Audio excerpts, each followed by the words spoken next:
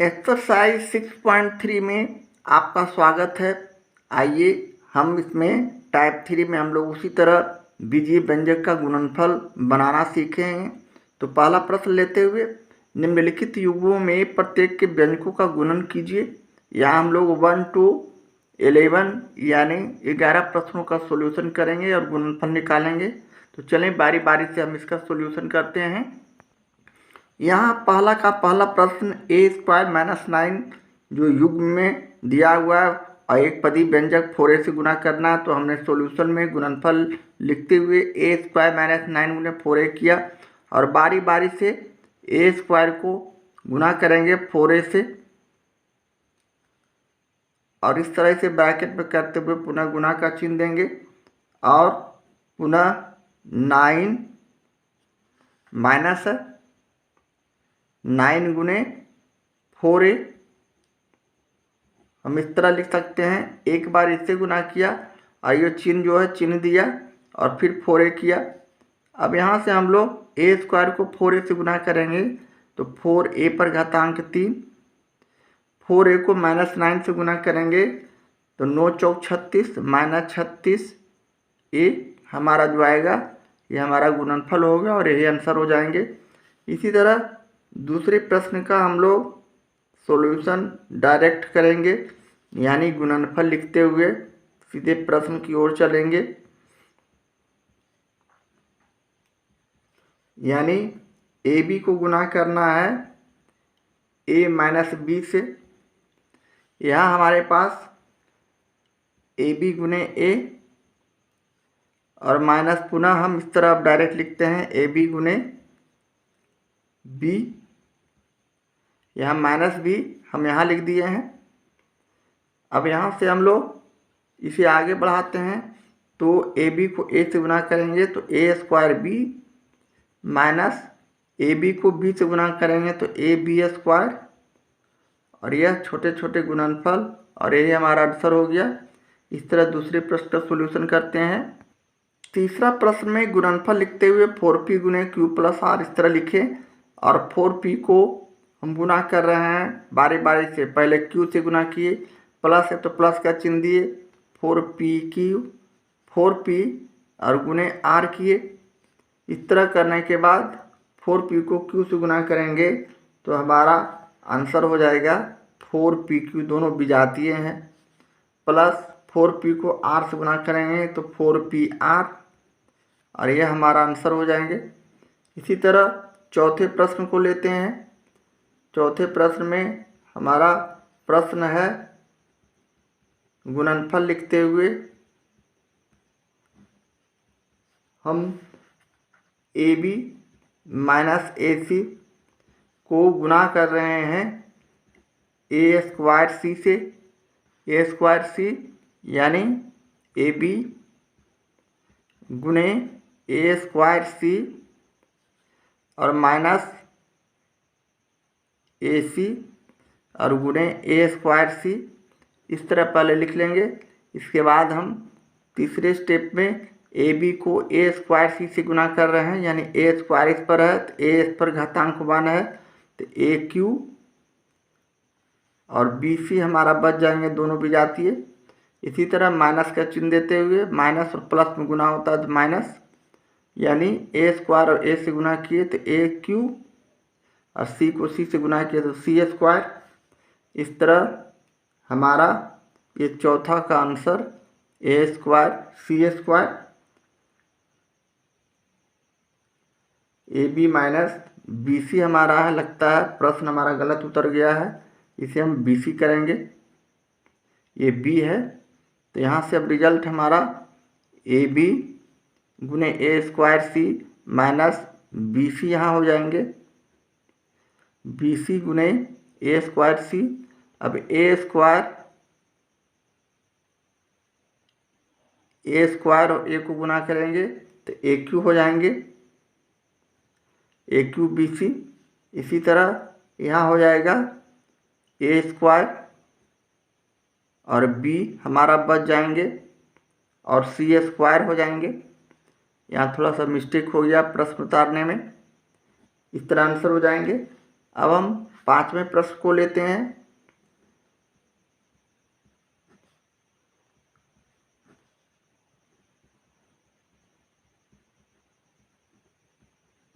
पांचवें प्रश्न का उसी तरह गुणनफल लिखते हुए हम सीधे प्रश्न को ब्रैकेट में रखते हैं। 5x + 3y को गुना करना है 4 से, यानी एक बार 5x गुने 4 और प्लस 3y गुने 4। इसे हम आगे बढ़ाते हैं तीसरे स्टेप में, तो 5 चौक 20x अब प्लस 4 3 12y, और यही हमारा आंसर हो जाएगा। इसी तरह अगला छठा प्रश्न लेते हैं।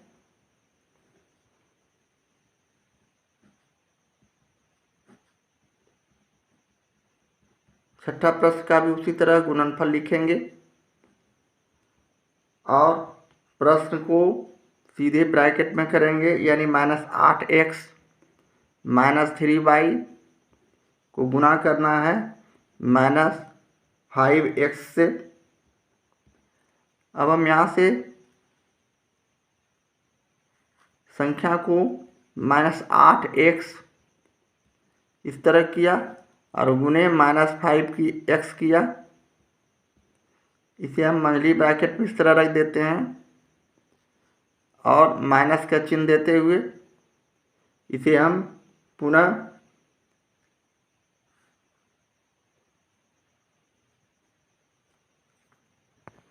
यहाँ प्लस का चिन्ह देते हुए फिर मंझली ब्रैकेट शुरू करते हैं -3y और गुने -5x को इस तरह लिखे।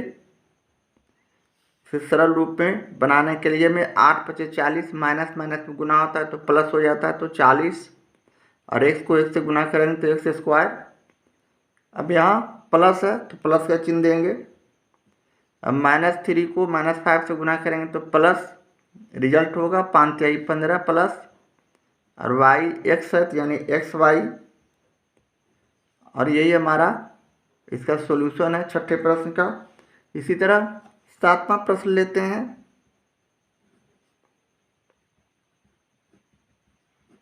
सातवें प्रश्न में हमारे पास उसी तरह गुणनफल लिखते हुए हम प्रश्न को ब्रैकेट में लिखते हैं। 3ab - 2bc को गुना करना है 4abc से। उसी तरह हम 3ab को गुना किया 4abc से और माइनस का चिन्ह देते हुए पुनः हमने 2bc को गुना किया 4abc से। अब बारी बारी से अचर राशि 4 × 12 को गुना कर दिया। a को a से गुना किया तो a², b को b से गुना किया तो b², और c हमारा इसमें विजातीय है तो c सिर्फ उतार दिए। इसी तरह माइनस का चिन्ह देते हुए 4 दूनी 8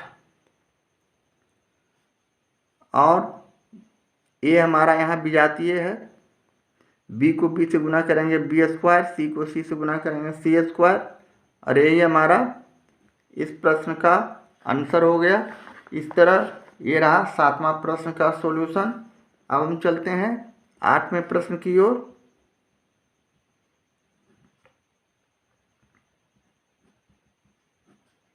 यहाँ भी उसी तरह हम गुणनफल लिखेंगे और अपने प्रश्नों को ब्रैकेट के अंदर करेंगे।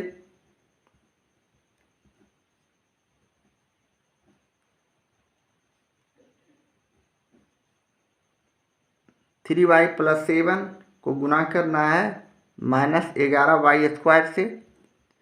तो उसी तरह हम इसका कैलकुलेशन 3y को पहले गुना करते हैं -11y² से, इसे भी ब्रैकेट में कर देते हैं। इसके बाद हम गुना करते हैं +7 को -11y² से। अब हम यहाँ से 11 × 3 = 33, यहाँ प्लस है यहाँ माइनस है तो चिन्ह माइनस हो जाएगा। 11 × 3 = 33, y को y² से गुना करेंगे तो y पर घातांक 3। इसके बाद ये प्लस है। अब यहाँ +7 को -11 से गुना करते हैं तो रिजल्ट हमारा माइनस में आएगा, यानी 11×77 और y²। अरे ये हमारा आंसर हो गया। इस तरह छोटे छोटे गुणनफल को हम बनाते हुए आगे बढ़ते जाएंगे। अब हम लेते हैं 9वें प्रश्न का सॉल्यूशन। उसी तरह गुणनफल लिखेंगे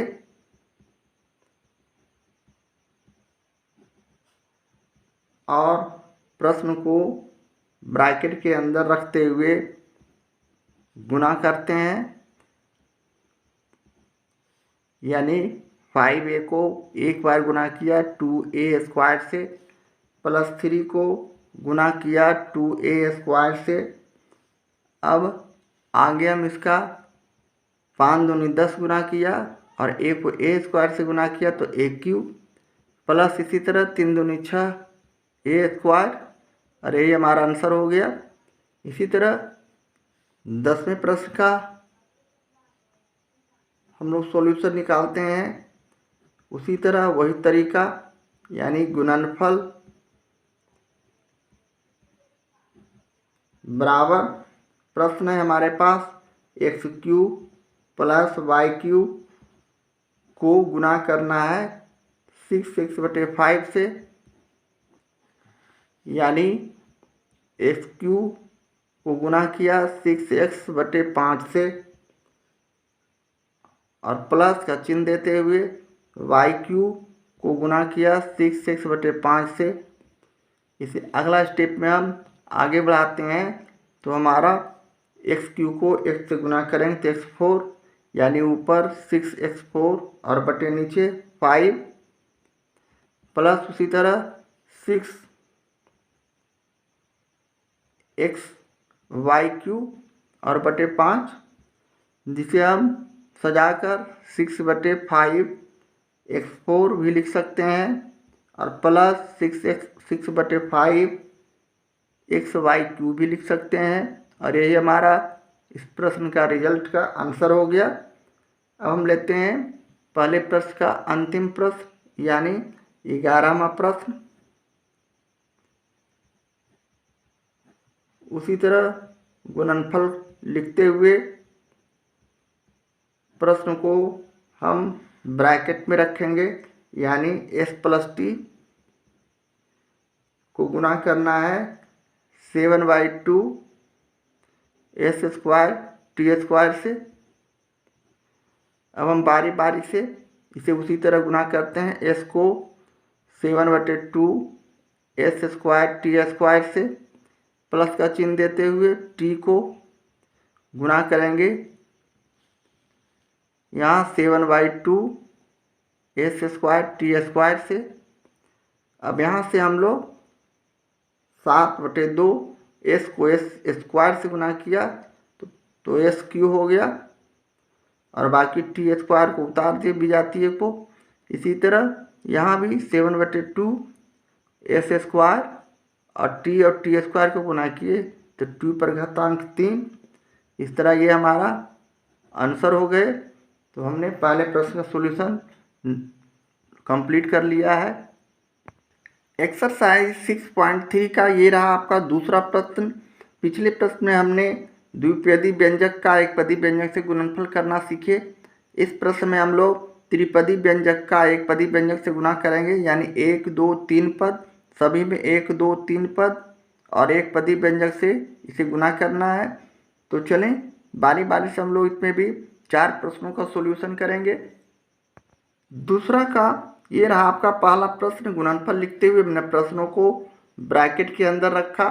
अब हम बारी बारी से इसे गुना करेंगे, यानी x² y ये लिया और इसको उतारा, गुना का चिन्ह देते हुए x³ y z²।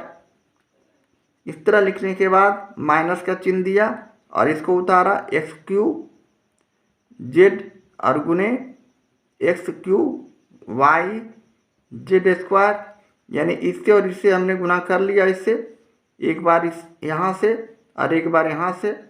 अब प्लस का चिन्ह देते हुए इसे फिर पुनः इसे लिखेंगे, यानी 4 वाई जेड पर पावर 5 और गुने x cube y z square. इतना करने के बाद अब हम लोग सीधे गुना करेंगे, घातांक देखेंगे, इस पर 2 है, इस पर घातांक 3 है, तो इस पर घातांक 5 कर दिया, y पर घातांक 1, यहाँ भी y पर घातांक 1, तो y पर घातांक 2 हो गया। अब यहाँ जेड स्क्वायर भी जाती है तो सीधे जेड स्क्वायर को हम यहाँ उतार देंगे। ये हमारा गुणनफल हो गया इसका। इसके बाद यहाँ माइनस का चिन्ह है और यहाँ प्लस का चिन्ह है, तो माइनस प्लस में गुना होता है तो माइनस सीधे दे देंगे। उसी तरह घातांक का कंपेरिजन करते हैं, यानी एक्स क्यू को एक्स क्यू से गुना किए तो इस पर घातांक 6 और वाई हमारा विजातीय है तो इसे उतार दिया। जेड को जेड स्क्वायर से गुना करेंगे, जेड पर घातांक 3। इसी तरह प्लस का चिन्ह देते हुए 4 हमारा अचर राशि है, 4 हम उतार देंगे, यहाँ 1 है तो 4 में 1 से गुना करने पर 4 होता है। वाई को यहाँ हम एक्स वाले को पहले लिख रहे हैं, एक्स क्यू हो गया, वाई को वाई से गुना करेंगे तो वाई स्क्वायर, और Z5 और Z2 दोनों का घातांक जुट गया Z7, और यही हमारा इसका आंसर हो गया। इस तरह दूसरे प्रश्न का ये पहला का आंसर हुआ। ये रहा आपका दूसरा का दूसरा प्रश्न। उसी तरह गुणनफल लिखते हुए हमने इसे ब्रैकेट पर लिखा, ये त्रिपदी व्यंजक को एक पदी व्यंजक से गुना करने के लिए। इसके बाद हम बारी बारी से 7p² और गुणे 2p² किया, पुनः माइनस का चिन्ह देते हुए p² को गुना किया 2p² से, बारी बारी से तीनों से गुना कर रहे हैं। 1 को गुना किया 2p² से। अब इसका हमने 7 को 2 से गुना किया तो 14, p² को p² से गुना किया तो p पर पावर 4 और q हमारा विजातीय उतर गए। इसी तरह माइनस और प्लस में गुना करेंगे तो माइनस का चिन्ह, और 2 और 1 में गुना करेंगे 2, p को p² से गुना किया तो p पर घातांक 3 और q² हमारा विजातीय है, उतर गए। 1 से गुना करने पर हमारा रिजल्ट वही आता है, यानी 2p²। इस तरह हमारा ये दूसरा का आंसर हमारा आ चुका है। इसी तरह तीसरे प्रश्न का हम लोग सॉल्यूशन करेंगे। तीसरे प्रश्न में हमारा गुणनफल दिया हुआ है गुना करने के लिए, तो उसे हम ब्रैकेट में लिखते हैं उसी तरह, यानी a² c minus a c पर पावर q प्लस c4 और गुणे हमें माइनस a पर पावर 3 c से करना है, यानी त्रिपदी व्यंजक का एक पदी व्यंजक से गुणनफल। उसी तरह a² c और गुणे माइनस a पर पावर 3 c, इस तरह हमने इसे लिखा। इसके बाद माइनस का चिन्ह दिया और ACQ इसे भी ब्रैकेट में रखते हैं और गुणे माइनस AQC, इसी तरह प्लस का चिन्ह दिया यहाँ और C पर पावर 4 और गुणे हम यहाँ माइनस A पर पावर 3C से गुना किया। अब हम प्लस और माइनस में गुना करते हैं तो माइनस रिजल्ट होता है।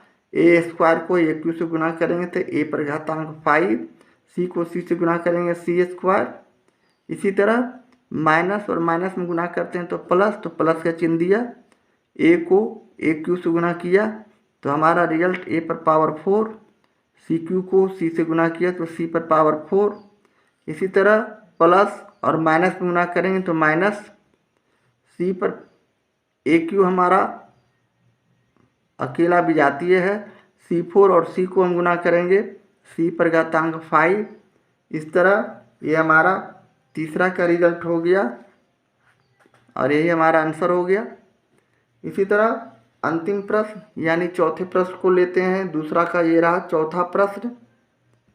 इसका भी हम लोग सॉल्यूशन में उसी तरह गुणनफल लिखते हुए प्रश्न को ब्रैकेट के अंदर रखते हैं, यानी -2ab + cd minus E F, ये हमारा त्रिपदी व्यंजक है, इसका गुना करना है एक पदी व्यंजक 3x² और y² से माइनस 3x² y² से। अब यहाँ से हम लोग उसी तरह संख्या को मंझली ब्रैकेट के अंदर रखते हैं।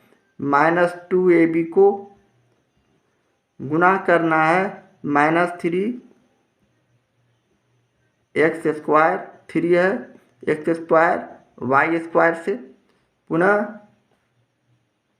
अगली संख्या में प्लस का चिन्ह देते हुए पुनः इसे हम ब्रैकेट में रखते हैं और CD गुने -3x² y² इस तरह लिखा, इसे भी ब्रैकेट के अंदर रखा। अब अगला स्टेप में प्लस का चिन्ह देते हुए -EF को हम गुना कर रहे हैं -3x² y² से। इस तरह लिखने के बाद अब हम बारी बारी से गुणनफल लिखेंगे, यानी -2 को -3 से गुना करेंगे तो माइनस माइनस प्लस, 3 दूनी 6।